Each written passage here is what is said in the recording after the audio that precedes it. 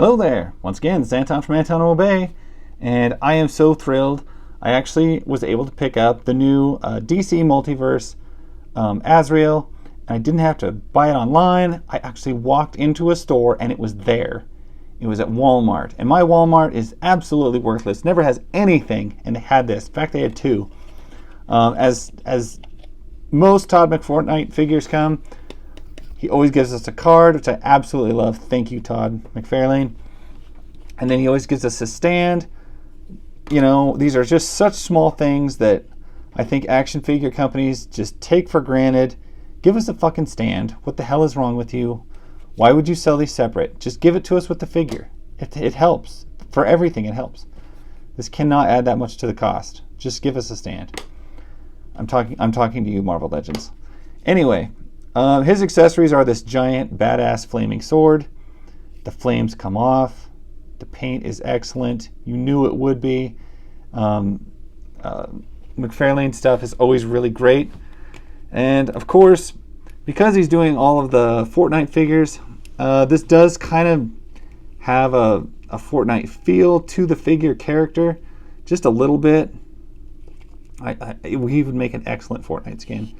But anyway, this is your Azrael figure. He's got pretty much standard articulation for what I consider for these new McFarlane figures.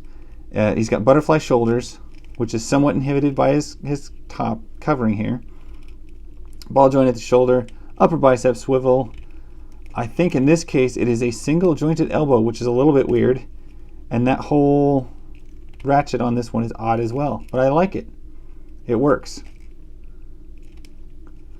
Then you got just like a ball joint at the wrist, moves any direction you want. He does have pointed claw-like fingers, which I didn't remember that, but he's got a decent ab crunch up underneath this torso.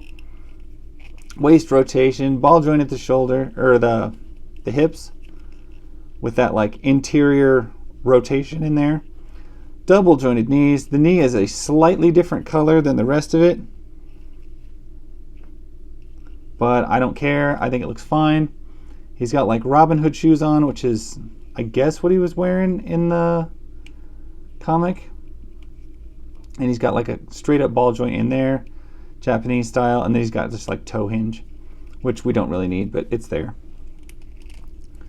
And this thing just looks amazing. And I did have it in the box. I was going to open it up, but word of warning, this thing is really strapped in the box.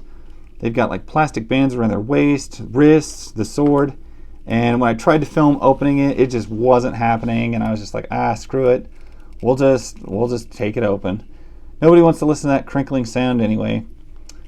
This hood is attached to the head at the base, so it feels loose at the top, but it never gets out of line. At least not that I can tell. His cape, which I've always thought looks weird, translates to action figure form very well.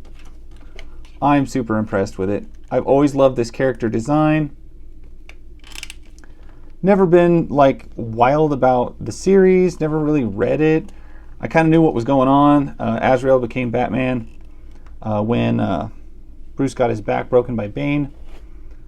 But this is a great figure. This is fantastic. I love this thing. And for 20 bucks, this thing is amazing, amazing. If you get it at GameStop, you're looking at paying $25. I was lucky. My Walmart finally had something. So anyway, there it is. That's my story. If you guys see this guy and you're all interested, snag him because he's a hell of a cool figure. Anyway, catch you guys later. Bye.